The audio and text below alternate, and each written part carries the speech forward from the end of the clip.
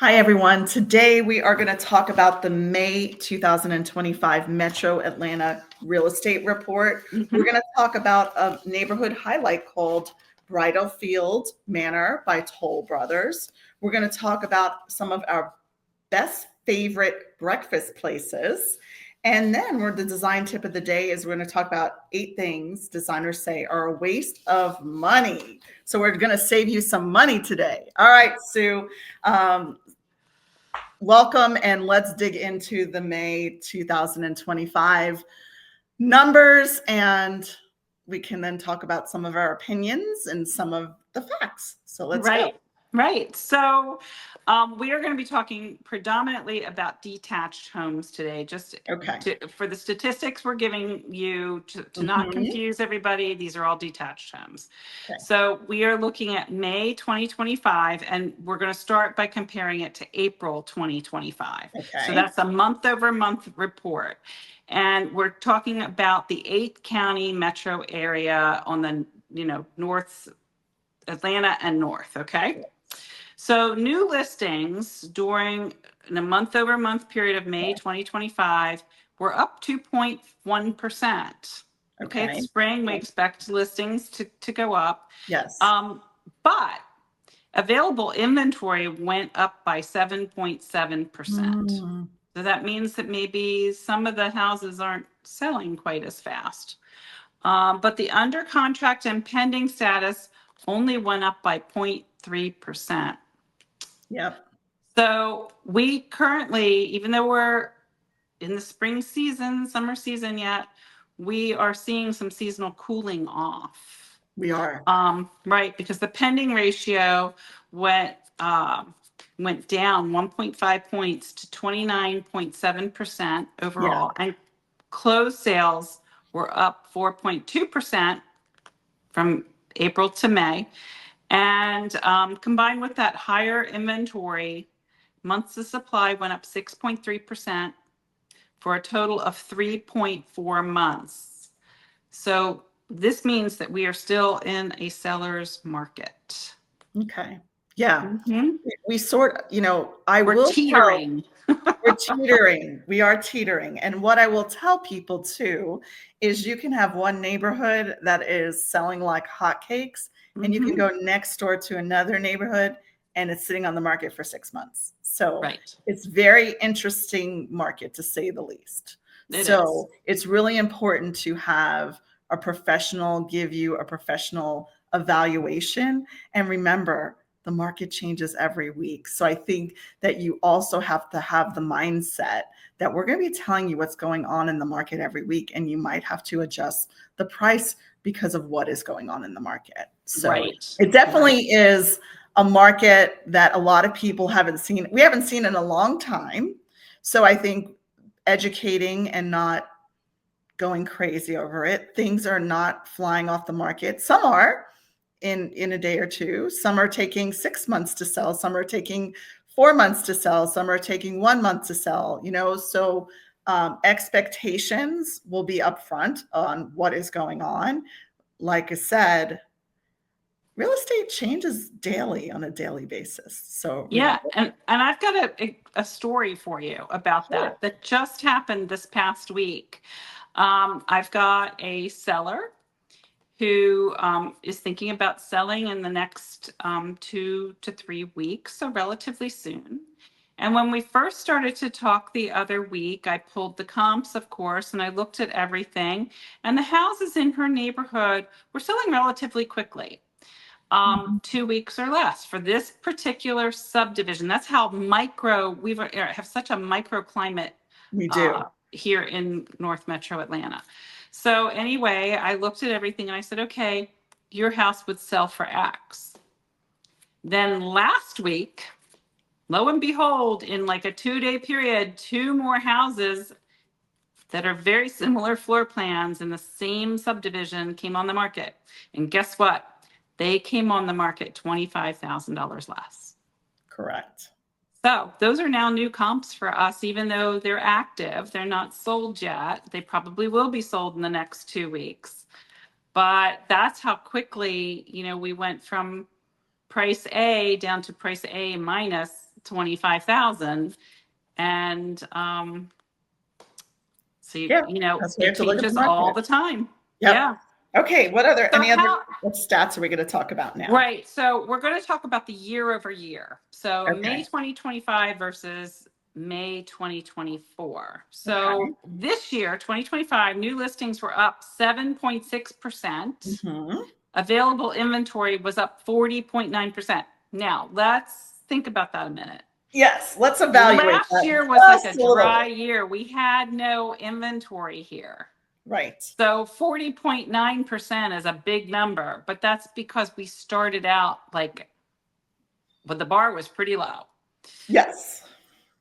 Listings in an under contract and pending status in 2025 were up 0.3%. Closed sales, though, were down 9.4%.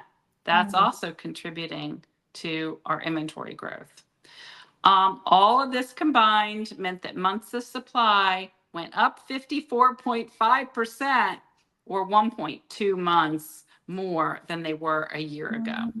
Yeah. So we're still in a seller's market, like we said, but it's a weakening seller's market because it's got more competition than it did a year ago. And you know what's happening?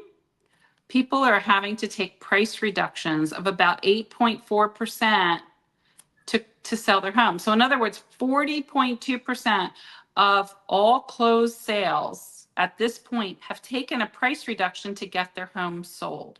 That means that they're on the market longer than they were a year ago. Days on the market is up by 5 days to 24 days on average. And, that means nothing when you think about the different types of neighborhoods we have around here.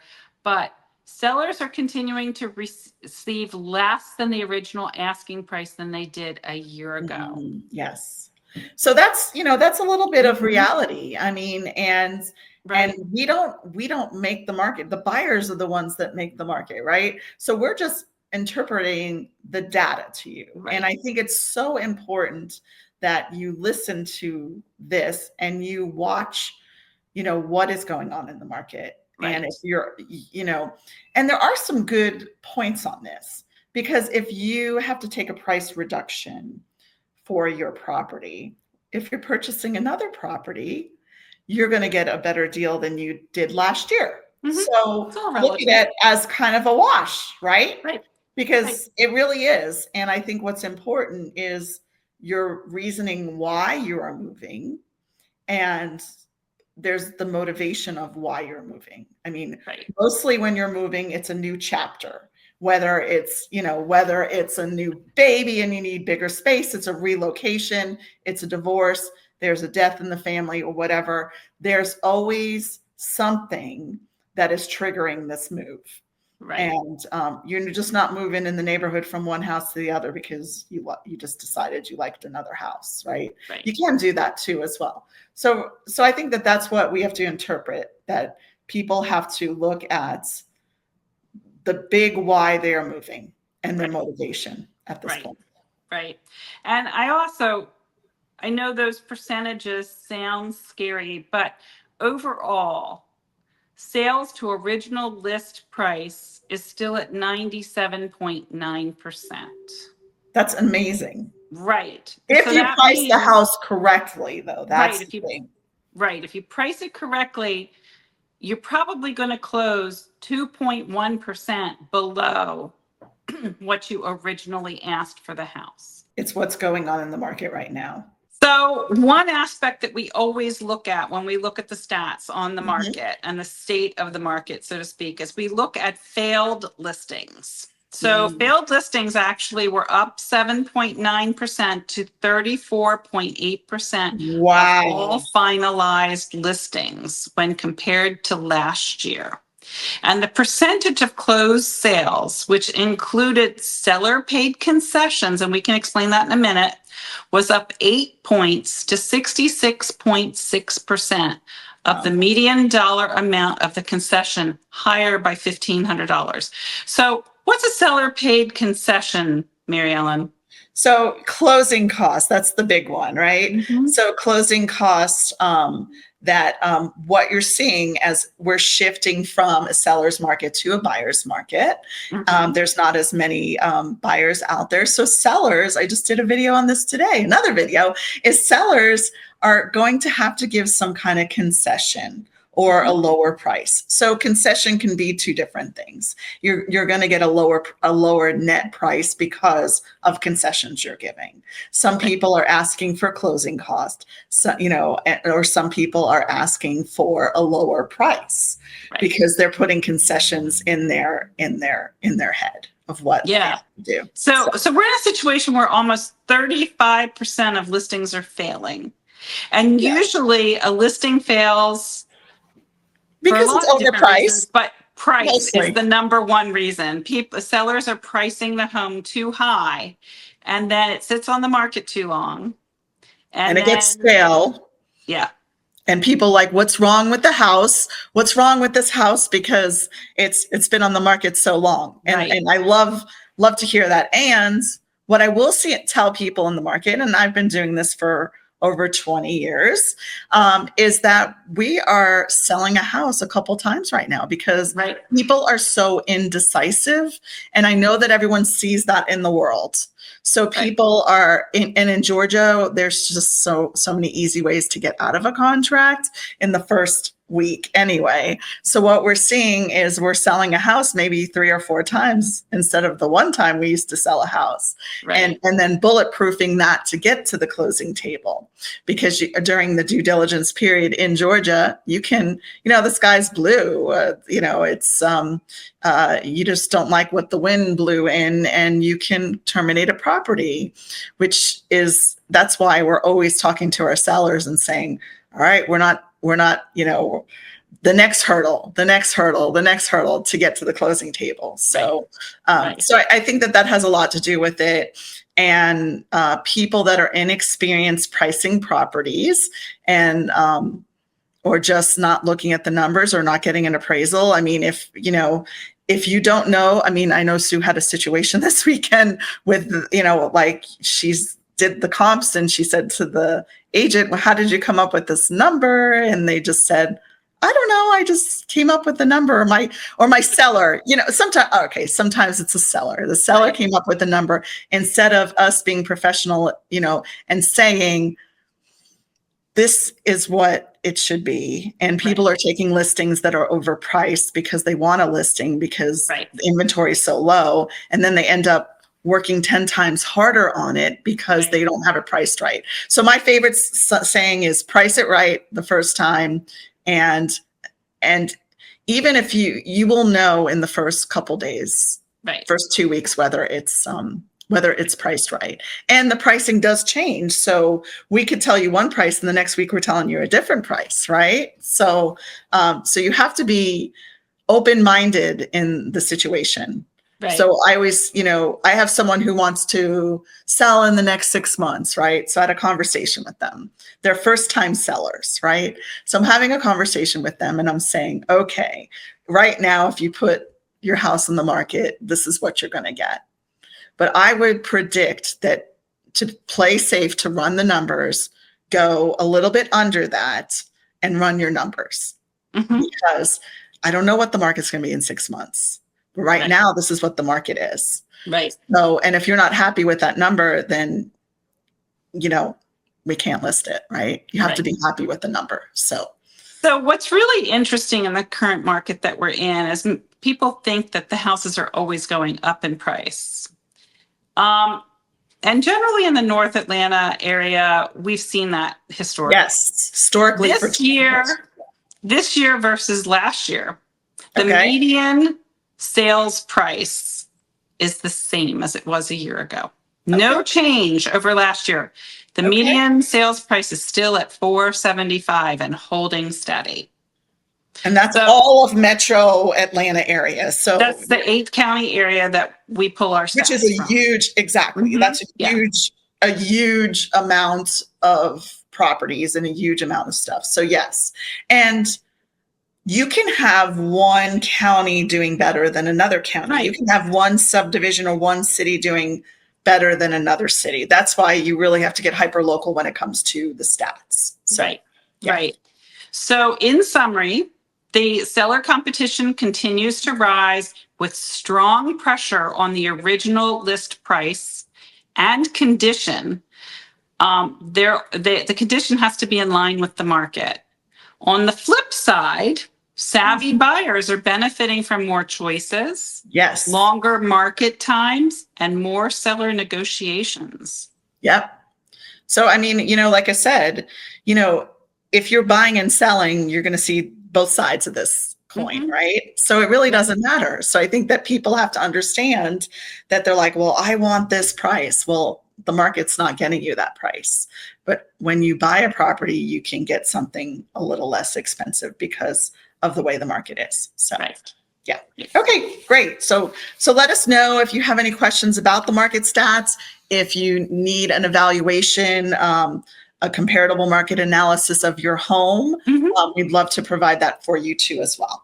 All right. I'm a numbers girl. I love that stuff. Yes, always. And we're going to talk about our neighborhood highlight right now, which is Bridal Field Manor Collection by Toll Brothers. So let's dig into this. So this community is in Cumming, Georgia, in Forsyth County. These are half-acre home sites with expansive home designs ranging from 3,675 square feet up to 4,675 square feet. They feature 5 bedrooms and 4 all the way up to 5.5 bathrooms. It's really a wonderful lifestyle, and you buy here for the lifestyle. Mary Ellen just showed pictures of the Cumming City Center with shopping and dining nearby. There's recreation nearby. It's really the best of what the northern suburbs have to offer. So the amenities in this neighborhood are fantastic as well. The neighborhood features a pool, a park, like I said, generously sized homes and home sites.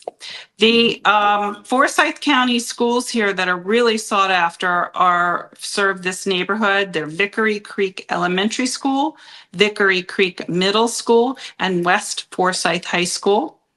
The neighborhood does have a clubhouse. It does have a fire pit, a pocket park, and just,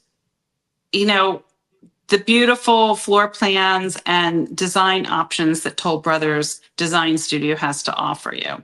Yeah. So these homes start at $1,010,000. Yes. And, you can actually finish one out as high as 5,220 square feet, depending upon the floor plan you choose. Yeah. And okay, so we were talking about market stats. So let's talk about new construction. There are some builders offering different incentives right now. So, and I think that that's hard too. So remember, if you are selling your home in a neighborhood that they're still building new homes, it's a hard sell sometimes. It is. It's a really hard sell because the builders, because we're in the market we're in, are offering a lot of incentives to people. So just a little tidbit about that new construction, you can get some deals on new construction right now because some of them are offering certain things. So reach out to your agent, reach out to us, and we will find out different incentives on new construction right now. There are not a lot of spec homes around right now that are, ready to go. There might be something ready in the next month or two, depending upon the subdivision that we're looking in. But just keep in mind that, build time and how long that can take. And maybe their best option is to sell your home now, put that money into, a great savings account at the bank and try to find some inexpensive housing just temporarily until your new home is ready. Yep. So there's always options, right? Right. Options. And we've never let someone homeless, right? We've never had a client. Never have. So we will make sure it happens. We've had people who had to go into Airbnbs for a week or whatever, or, their moving stuff was on a truck for a couple extra days, but we never had somebody who had nowhere to sleep. So there you go. Okay. And we can help you with that. We've done it many times. We've done it many times. So the stress of buying and selling a home, we handle it all every day, all day long. So, Right. all right. So let's talk about what we love about North Atlanta is some breakfast places that we like. So Sue's going to talk about some of her favorite 5 picks in Alpharetta, and I'm Right. excited to hear about them. So in downtown Alpharetta, there's the generous Southern staple of Southern Porch. This is a brunch and breakfast cafe that serves chicken and waffles, shrimp and grits, biscuits and gravy, and beignets. And they're really known for their welcoming vibe, their cute decor, and their hearty dishes. Wait, I just have to say one thing about shrimp and grits and stuff. I came from New York, right? And when I moved down here, I didn't even know what grits were. I was like, what's grits?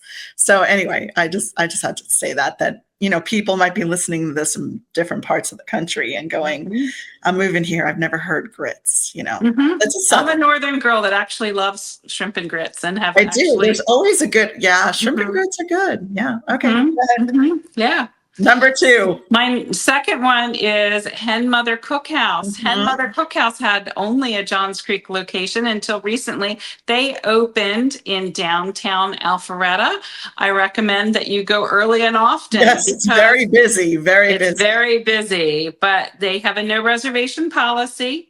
It's first come, first serve. They do have indoor and outdoor seating. The interior is decorated so cute, and they serve breakfast tacos, these incredible oat pancakes that are like oat cakes, waffles, pastries. I had their French toast there this weekend. It had this beautiful custard, and people say, "Ew, custard." No. You have to go try it. It's incredible. They make it in an iron skillet. It's amazing. So anyway, and they are dog friendly out on their outside patio. Yes. Another one that's great, that's a staple in this area. They also have a Halcyon location and a downtown Alpharetta location, is a family-owned, family-run gourmet spot called Never Enough Time. Yes. They serve all-day brunch. They have quiches, sandwiches, great salads. They primarily are known for their lunches, and sometimes I think they're still open for dinner. I'd have to double check their hours, but two great always locations. A great place to fresh food every time you have. All right, the next one is, and then on Canton Street in downtown Alpharetta is the Nest Cafe. It's a bright, friendly cafe. They have amazing coffee and lattes. They have a nice quality breakfast, omelets, coffee, pastries, indoor and outdoor seating, and it's a local favorite. It really is. Nice. And then Maple Street Biscuit Company. This one is a chain. They do serve casual business biscuit sandwiches in a Southern style, and fresh squeezed OJ is amazing there. Yes, it really is. That's a great place to go to as well. All right, so that's what we love about North Atlanta. So now our design tip of the day is 8 things that designers say are a waste of money. Yes. I can't wait to hear about that. So the first one is overly trendy pieces. Yes. People really need to think twice before purchasing ultra trendy pieces. I think your best investments are things that have a longer lifespan to them, but things like fast fading color schemes, gimmicky wall art, they can quickly feel outdated. And you get bored with them, I think, pretty quickly too. So that might be something to consider. Another thing that the designers don't recommend are mass-produced pieces, like from big box stores. These things are not necessarily quality pieces. They don't bring a lot of richness into your space. They don't create a lot of interest in your space. So you might want to take into consideration the quality of the piece. Number 3 is too much holiday decor. We all love to see those houses that are covered in like a million lights and so forth. But, in reality, I think when you put out too many pumpkins at Halloween and too many spider webs and too many bunnies at spring, they just overwhelm your home. Instead, it's better to just tastefully accentuate your home at the holiday seasons with fewer accessories and not crap I all think over it's your gotten door. out of control holidays. Yeah. Like now everyone's decorating for Halloween, and Yeah. Christmas and all the other holidays out there. So yeah. And yeah, no, you can't have your Christmas lights hanging. The HOA will have a fit if they're hanging around in February. I can tell you that. You'll get fined. Hey, I People have a don't. neighbor around the corner that still has a Santa Claus in their window, and it's No way. June. Oh my goodness. That's crazy. All right. Yeah. What's the next one? Well, the next one's actually related a lot to the last one we just mentioned. Okay. Low quality pieces. Okay. Things that are poorly made, they just won't last long. Number 5 is related to this as well. Poorly made rugs. Yeah. Okay. You really should decorate your room around the most expensive piece in your house. And a lot of times that really should be your rug because it's going to Yes. get the most wear and tear. I'm a big proponent of quality rugs because of that. Inexpensive rugs, they wear out quickly, they shed excessively, they can't withstand foot traffic. A lot of times they don't have weight to them and they kind of move underneath your feet and get wrinkled looking in the room. But if you buy a good quality wool rug, that's going to last you for a long, long time. Yes. Number 6 is interesting. And I think of college dorm rooms when I think of this. Okay. Number 6 is poofs. Okay. You still see them. They sell them in Home Goods. I know they do. But in reality, who really wants to sit on one of those? Think about that. You can't even set a drink down or anything like that. You're kind of trying to balance yourself on them, and good luck getting up from them when you're done. Yeah, I'm just saying. I mean, I'm just saying. Yep. Uh-huh. I think you're better off buying, like a vintage style stool or a unique side table or something like that that's actually functional and beautiful is all I'm saying. Yes. There you go. Number 7 goes along with my hatred for clutter, and that is tons of knickknacks in a home. Oh, yeah. So, especially when you're listing your home, I know you love your collection of Beanie Babies or whatever it is, but truthfully, buyers don't want to see that. No. So when a home's over decorated with them, it's really not a good thing. What's the craziest thing you've seen in a house, like a collection? Mugs. People collect mugs. Like I've seen them wrapped around, like on a shelf around a basement ceiling, like one mug after another. Interesting. And then I also saw a closet that was the size of a bedroom that was outfitted just for somebody's sneaker collection. And I've seen that multiple times. Yeah. And that's an expensive thing. Mugs you can buy for a couple of dollars. Client now that has like the car collection, right? Oh, yeah. Yeah. Yeah. Okay. And then this is a good one too. Ultra fake looking faux floral arrangements. Oh gosh.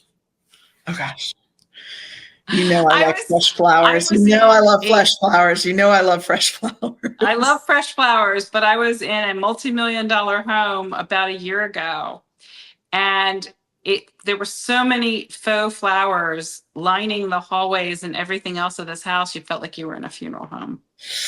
Ooh, yeah, no. Yeah, I know not everybody has a green thumb, and so they want to invest in faux flower arrangements because they can't kill them. But you can get good quality looking and I think greenery. That's very, very old school too. So yeah. Yeah. Okay. We won't touch on that one because I don't know. I just love flowers, like normal flowers. Yeah. Crazy flowers. All right. So that was number 8. So we did our 8 things you shouldn't waste your money on. Okay. Right.